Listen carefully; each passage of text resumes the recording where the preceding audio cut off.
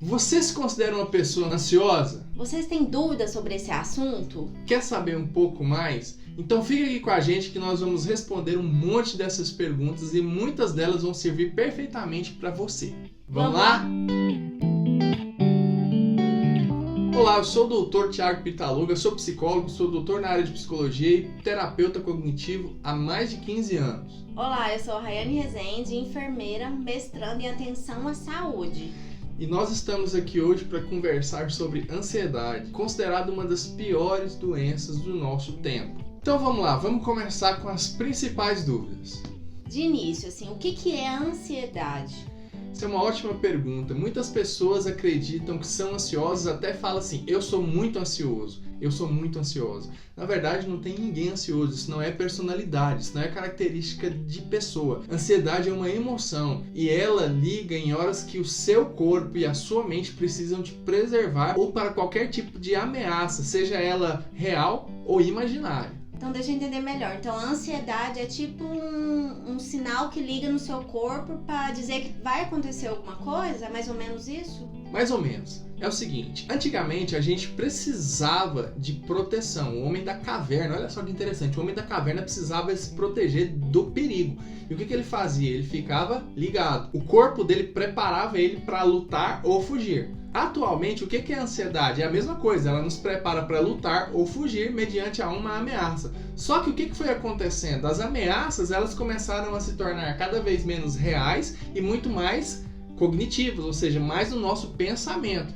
E aí, muitas das vezes, a gente pensa e acredita que alguma coisa vai acontecer. Como assim? Por exemplo, uma pessoa endividada. Ela tem a dívida para pagar, a dívida vai acontecer daqui 30 dias, mas hoje ela já está assim, extremamente preocupada, extremamente ansiosa, ela já está perturbada, pensando como é que eu vou fazer para pagar isso. E ela já se sente ameaçada por algo que ainda vem. Ao invés de se concentrar na forma de juntar recursos para liquidar essa dívida, o que ela faz? Ela começa a sofrer antecipadamente com algo que ainda não aconteceu. Deixa eu entender mais um pouco. Nesse caso, a pessoa está entrando num estado de ansiedade por uma coisa que não aconteceu ainda. É mais ou menos isso. Exatamente. Ou seja, a pessoa já se sente ansiosa, todos aqueles mecanismos de proteção, de luta e fuga já começam a funcionar, mas nada ainda aconteceu. Elas têm uma ideia de que aquilo vai acontecer. Sabe o que é o mais interessante? Muitas das vezes as pessoas se sentem ansiosas, mas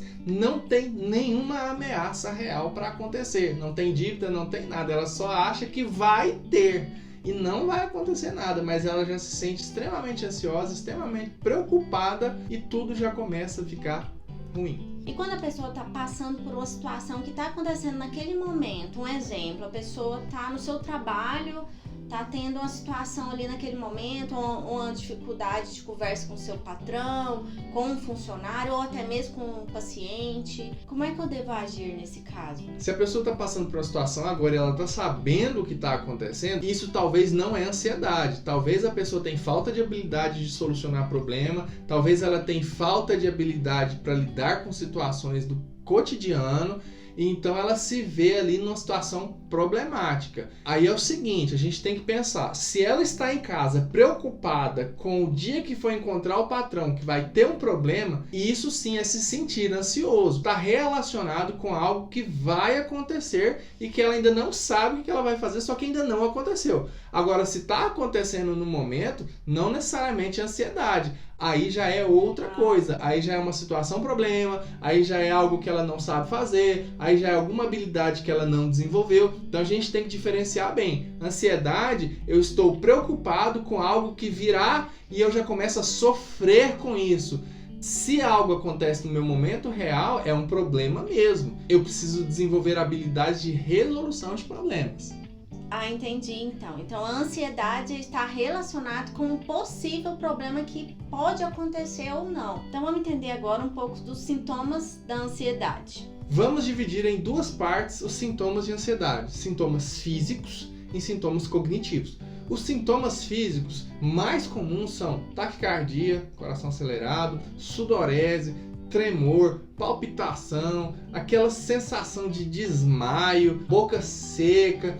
Isso são sintomas físicos, né? Tem pessoas que sentem dor de estômago, dor de cabeça, frio, né, na barriga e por aí vai. Agora, os sintomas cognitivos estão muito mais relacionados com o pensamento, e os pensamentos geralmente são catastróficos. Não vou conseguir, vai dar tudo errado, as coisas vão piorar. E o mais intenso de todos esses é o recorrente, aquele que fica circulando, ou seja, que não acaba, que começa e aí aquele pensamento fica recorrente. Imagina uma pessoa falando o tempo inteiro na sua cabeça um problema, falando o tempo inteiro, e você tentando tirar aquilo da sua cabeça e não consegue. Esses são sintomas cognitivos. E a partir desses sintomas, como é que eu faço para não tê-los? Na verdade, todos nós temos um pouco de ansiedade. Ela é necessária para a nossa autopreservação. A questão é que quando ela começa a nos prejudicar, ela começa a se tornar transtorno, e aqui vai uma explicação. Quando eu digo transtorno, é algo que causa prejuízo. Então é o seguinte, o que eu faço para não ter ansiedade? O primeiro passo é identificar se eu me sinto ansioso, se você está apresentando estes sintomas, tanto físicos quanto cognitivos. Segundo passo, você não tem controle sobre eles, você não está conseguindo controlar de forma nenhuma, melhor caminho, procure ajuda profissional. Tá, mas eu tô ali naquele momento e eu não tenho como procurar ajuda naquele momento, como é que eu faço? Bom, então é o seguinte, o que você vai fazer? Primeiro passo é sentar em um lugar confortável, procurar fazer uma respiração, certo? Eu desenvolvi uma técnica muito simples, muito fácil, vou ensinar para vocês aqui. Você senta, puxa o ar, sopra. E aí é o seguinte, você vai fazer isso de 5 a 15 vezes. Você vai puxar o ar pelo nariz e encher o pulmão. E você vai soprar contando até 12, ó.